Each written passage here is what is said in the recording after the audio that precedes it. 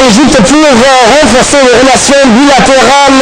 Mesdames et messieurs, bonjour. Je suis Ahmed Matia qui va vous accompagner durant ces prochaines minutes qui sont l'âge de cette édition spéciale consacrée à la visite du président russe Vladimir Poutine ici en Égypte. En fait, le président russe doit arriver ce soir au Caire pour renforcer les relations bilatérales. Cette visite d'État de 2 jours et la première de M. Poutine en 10 ans.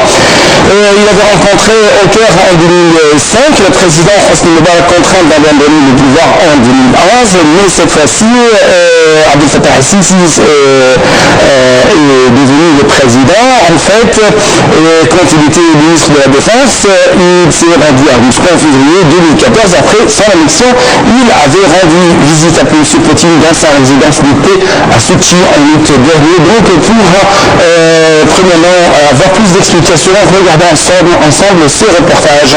C'est Dalia Karama. Le président russe se rendra pour une visite de 2 jours au Caire à l'invitation du président Abdel Fattah al-Sisi. La visite de M. Poutine en Égypte est la première du genre depuis 10 ans. Lors de cette visite, les deux parties examineront le mécanisme de la mise en œuvre des accords conclus entre les deux pays lors de la visite en Russie du président al-Sisi. Le contrat ayant pris à la création d'une zone de libre-échange entre le Caire et Moscou à proximité du canal de Suez fait partie de ces accords. Par ailleurs, la Biélorussie et le Kazakhstan rejoindront cette zone, comme l'ont annoncé des sources proches du président égyptien. La question de la livraison d'armes russes à l'Égypte est également l'un des sujets importants à débattre par les deux parties. Cette livraison comprend des avions MiG-29, le système anti-char 40 et des hélicoptères de combat dont la première partie a été livrée en mai 2013. La question de la crise au Moyen-Orient et en Afrique du Nord, notamment les évolutions irakiennes, syriennes, libyennes ainsi que la cause palestinienne seront débattues. La lutte contre l'organisation terroriste Daesh sera au cœur des négociations entre Poutine et al-Sisi. Les deux chefs d'État aborderont l'ensemble des questions relatives à la lutte contre les islamistes radicaux, y compris la question de savoir où et comment ces derniers reçoivent du pétrole, qui constitue le principal moyen d'existence, a annoncé jeudi le conseiller diplomatique du chef de l'État russe, Yuri Okshakov, lors d'un point de presse. En août dernier, lors d'une visite d'Abdel Fattah al-Sisi en Russie, Moscou et le Caire se sont déjà mis d'accord pour renforcer leur coopération, notamment dans les domaines militaires et de l'énergie, ainsi que dans le secteur agroalimentaire, afin de faciliter l'accès des produits égyptiens au marché russe. Frappé par des sanctions occidentales, son président résout de son rôle présumé dans le conflit en Ukraine. La Russie a interdit pour un an les importations de produits agroalimentaires en provenance de l'Union européenne et des États-Unis et elle cherche actuellement des livraisons alternatives pour équilibrer son marché. Pour sa part, la Russie va livrer à l'Égypte le plus gros importateur de blé russe, selon Poutine, entre 7 et 5,5 millions de tonnes de blé d'ici juin 2015, a indiqué le président russe. Selon les agences de presse russes, il s'agit d'une augmentation de plus de 60% par rapport à l'année dernière.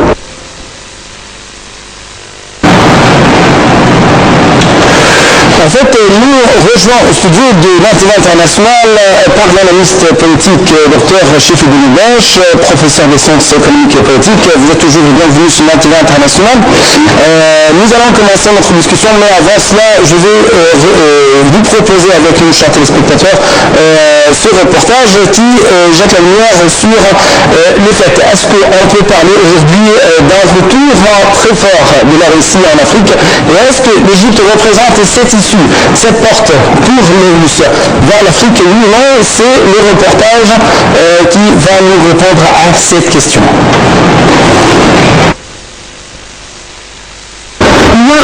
L'Union soviétique était omniprésente en Afrique avec 40 000 conseillers répartis dans plus de 40 pays. À l'époque de la guerre froide, à la faveur de la décolonisation, l'URSS soutenait les mouvements anti-occidentaux tout d'abord dans l'Égypte du colonel Nasser en finançant le fameux barrage d'Assouan refusé par la Banque mondiale, puis en Algérie en soutenant les référendums à l'ONU dans sa lutte pour l'indépendance et en équipant ses nouvelles armées après 1962. En Afrique noire, a livré une ligne aérienne directe reliant Moscou à Bamako et Conakry. Plus tard, en Afrique australe, lors de la guerre civile en Angola, de 1970 à 1975, l'URSS est parvenue militairement par l'intermédiaire des régiments cubains, soit Benilam, envoyé par sous-lieutenant Fidel Castro pour soutenir les mouvements anti-occidentaux en Angola. En Mozambique, après la déclaration d'indépendance de 1975, l'URSS soutenait le régime socialiste à parti unique. En Namibie, elle aidait avec le Cubain le SWAPO dans sa lutte contre une l'Union sud-africaine, alors dirigée par la minorité d'origine européenne régie de l'apartheid. Après l'implosion de l'Union au début des années 90, son héritier, la Russie fédérale, a été pratiquement absente du continent africain pendant 10 ans, étant entièrement absorbé par ses problèmes de restructuration interne.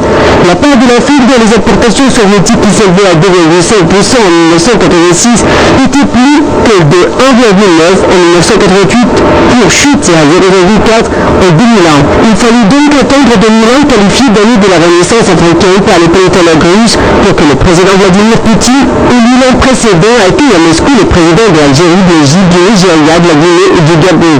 Mais c'est surtout en 2006 que la reprise des relations entre la Russie et l'Afrique était la plus significative, avec la spectaculaire première tournée africaine du président Vladimir Poutine en Afrique du Sud et au Maroc en septembre. Cette tournée s'inscrivait dans la nouvelle diplomatie multipolaire voulue par le Kremlin. Tout récemment, en juin 2009, le nouveau président russe Dmitry Medvedev a effectué une vaste tournée africaine dans 4 pays jugés stratégiques: l'Égypte, le Nigeria, la Namibie et l'Angola. C'est la tournée la plus importante des chefs d'État russes en Afrique depuis l'éclatement de l'URSS. Celle de Vladimir Poutine en 2006 était relativement moins ambitieuse. Le président russe était accompagné en effet d'une large délégation de 400 hommes d'affaires comprenant les dirigeants des entreprises géantes Gazprom. Donc les Russes veulent retourner en Afrique, mais sur de nouvelles bases, sur une base tout à fait différente de celle de la guerre froide. C'est une question très importante qu'on va discuter, mais avant cela, je vais proposer cette question à M. Chif de Medache, notre analyste politique, en ce qui concerne les relations entre l'Égypte et les Russes. En fait, d'après un centre d'études stratégiques américain, bien sûr, cette visite de Poutine représente une opportunité pour renforcer les relations bilatérales, les relations stratégiques entre l'Égypte et les Russes. Est-ce que vous êtes d'accord avec cette vision? Bien sûr, parce que si on pense disons d'un plan stratégique pour le futur, on voit aujourd'hui, il faut voir la scène internationale telle qu'elle est. Ok, les États-Unis aujourd'hui, ils ont un projet de souveraineté mondiale, global governance, et ça c'est déclaré, c'est public, hein, c'est pas des secrets. Et ce projet-là, c'est la dominance, c'est le gouvernement mondial qui va dominer tout le monde. Mais c'est l'agent de police. Exactement.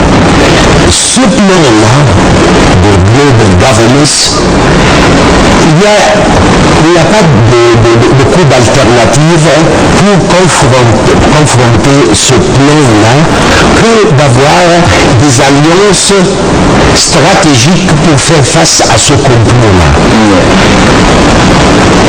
De mon point de vue, la seule alliance disponible, c'est une alliance entre la Chine, la Russie et l'Égypte.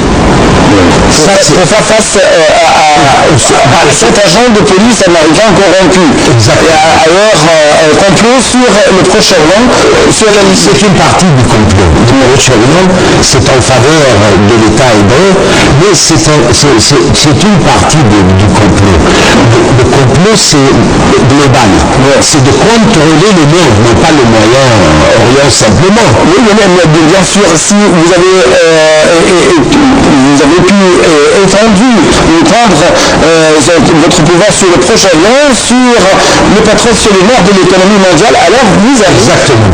Et c'est ce que les Américains, ils ont débuté, ils ont commencé depuis les années 90 du siècle, du 20e siècle. Et la guerre de l'Afghanistan, la guerre de l'Irak, tout ça, c'était exactement des pas. C'est pas simplement des idéologies, non. Des pas, des actions qui ont été prises pour concrétiser ce plan de gouvernance mondiale. Et on voit aujourd'hui, si vous voyez aujourd'hui la géographie du monde, vous voyez exactement qu'il y les Américains, ils ont concrétisé un grand pourcentage de leur plan. Aujourd'hui, pour faire face à ce plan-là, c'est-à-dire le désastre arabe, le printemps hébreu, c'était une dernière phase en ce qui concerne le Moyen-Orient. L'Égypte, elle a stoppé le 30 juin 2013 ce plan-là. Elle n'a pas abattu, elle a stoppé. Alors aujourd'hui, notre alliance stratégique, je ne parle pas alliance simplement militaire, non, on parle d'une alliance stratégique, c'est-à-dire militaire, politique, économique, médias, sur tous les plans. C'est notre, disons, premier choix. Alors, on ne doit pas regarder seulement le volet économique, le volet je ne sais pas quoi.